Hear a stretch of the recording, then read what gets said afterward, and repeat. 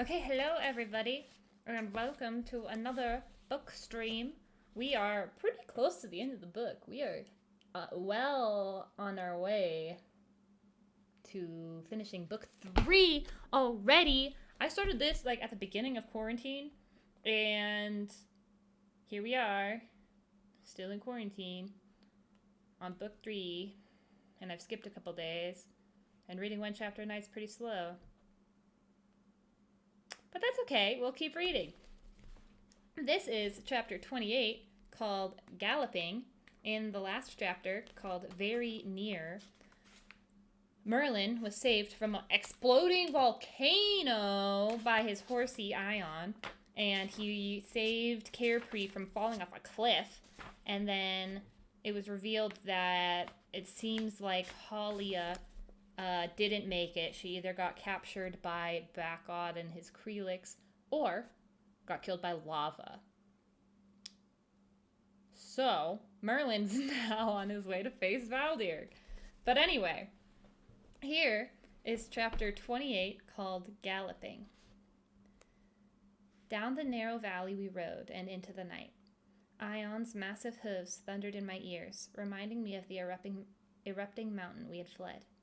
As he pounded over the stones, weaving among the hillocks, his black mane no longer glowed with the reflected light of lava. How often, as a child, I had clung to that very mane. I wondered whether this ride, out of one set of flames and into another, would be our last. Air, as cold as the first breath of winter, rushed over me. Tears streamed down my cheeks from my useless eyes. Though I told myself they came from the wind, I knew they also came from the memory of the many faces I might never see again. Carefree, Rhea, my mother, and another face, full of intelligence and feeling, with brown eyes that shone like pools of liquid light. As Ion galloped, I glanced back at the cliff walls, streaked with bands of orange. I shuddered to think that, somewhere up there, lay the lifeless body of a doe. Whether Halia had been destroyed by the Krelix or by the onslaught of lava, I would never know. It gave me no comfort to imagine that now, at least, she had rejoined her brother. Ahead, the remaining rays of twilight faded, revealing a few quivering scenes. A twisted tree here, a pair of tilting boulders there. Behind, heavy clouds of ash, darker than night itself, rose into the sky. The rumbling cliffs soon vanished, obscured by the hillocks, which themselves started to diminish as the valley widened. In time, stretches of thick, ragged grass replaced the meager tufts that had interspersed the stones. The valley opened into an expanse of rolling grassland that I knew to be the eastern reaches of the Rested Plains. My arms embraced Ion's broad neck, while my legs pinched his heaving chest. Galloping, galloping, we drove across the plains.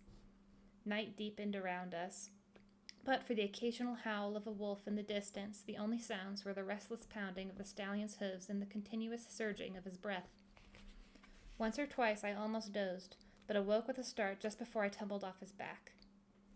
As dawn's first light dappled the grasses, Ion whinnied and veered to the north. Minutes later, I glimpsed the sparkling surface of a braided stream ahead. Ion slowed to a trot, then pranced to the water's edge. Stiffly, I dismounted. On unsteady legs, I stepped to the stream and thrust in my whole head. Even with the frigid water rushing over my ears, I could still hear the pounding of the hooves. We drank deeply. Finally, we lifted our heads in unison. While I stretched my neck and back, Ion frisked a bit, seeming to shake the weariness from his bones. I beckoned him toward some tall clusters of grass, but he moved there only reluctantly. I could tell that he, like myself, knew that our time was fast disappearing. Only after he saw me pull some shriveled berries from the vines on the bank did he, too, take time to eat. Soon he nudged my shoulder to mount again. Onward we rode. The plains rose and fell like gentle waves, tinted with the yellows and tans of autumn. Following the arc of the sun overhead, we pushed westward. By the time the ridges of mist-shrouded hills lifted on the horizon, late afternoon light painted the grasses. As the plains stretched before us, I continued to scan the vista, searching for the fog-filled banks of the river unceasing. There, I knew, lay the outer edge of the dwarves' realm. Despite the continual thumping of Ion's back against me, I felt always aware of the emptiness within my chest. What I would give to sense my old powers coursing through my veins again, to grip the shaft of my staff again.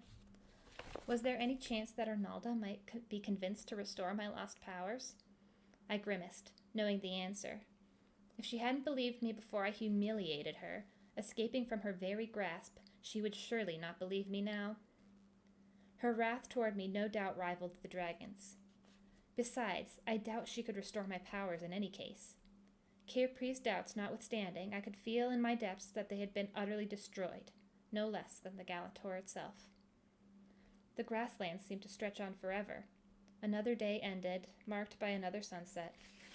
Deep into the night we pressed ahead, with no moon or light to light our way. I could feel Ion's muscles straining to keep running. My own back and shoulders ached. My head swam with dizziness and exhaustion. Sometime after midnight, a new rushing sound mixed with the wind. We pitched forward. Suddenly, the stallion neighed and turned sharply. Panic flooded me, along with the fear that Ion had stumbled. Then a cold wave slammed against my right leg, splashing the side of my face. The river unceasing. His mighty frame leaning into the current, Ion waded deeper into the waterway. Turning, I viewed with my second sight the ragged mounds lining the bank behind us.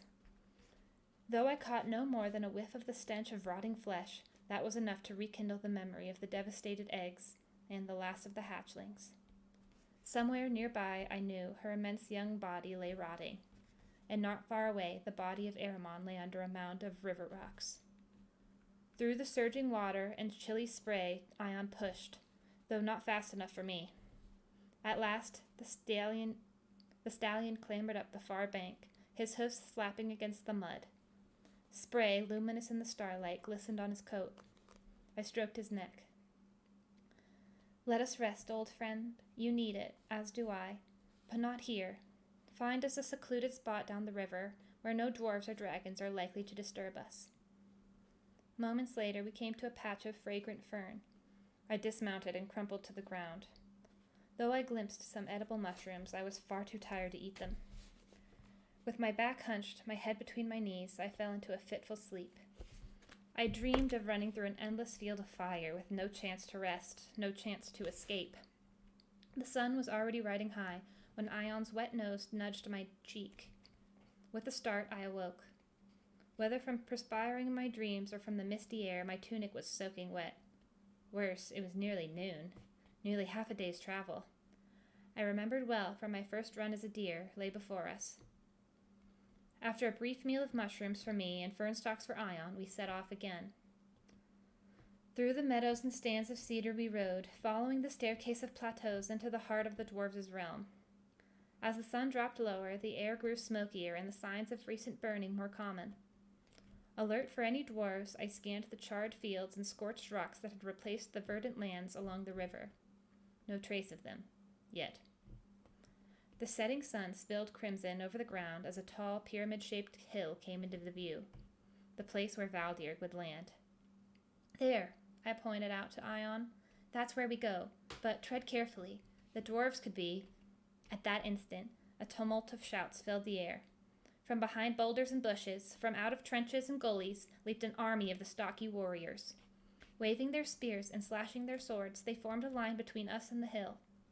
Ion's ears flicked forward. Galloping ever faster, he bore down on them. As we neared, more dwarves joined the barrier, their beards and helmets glowing red in the sunset. Now, their line was at least 4 deep. Short as they were, they stood as firmly as oak trees planted in our path. Yet the stallion's speed did not slacken. Out of the middle of the line jumped a paunchy dwarf wearing a conical hat and a black coat. "Stop!" Arnalda cried, swirling her coat about her. "This be my command." Ion only galloped harder. I leaned forward, peering into the eyes of the enchantress who had stolen my best hope. Seconds before the great hooves trampled her, Arnalda raised her staff as if preparing to stop us by magic. But before she could, Ion abruptly changed direction, swerving to the right. Somehow, I managed to stay on. He plunged toward a thin section of the line and, with a powerful leap, sailed right over the heads of the awestruck dwarves. Soon, the angry shouts faded behind us. The pyramid-shaped hill loomed closer. Then, without warning, a violent rumbling filled the air. Okay. That, my friends, was the end of chapter 28. So, we have chapter 29 tomorrow called Battle to the Last. So, sounds like it's going to be an exciting chapter in our story, and you should definitely join us. So, join me tomorrow at 11 p.m. Mountain Time, 10 p.m. Pacific Time. And I don't know if you're still here, AJ sent, but if you are, I'm going to be reading the next few books in this series, which is going to take a little bit, but I'm open to any ideas for the next book series for after we're done. But have a good night, everybody. Thank you for joining me.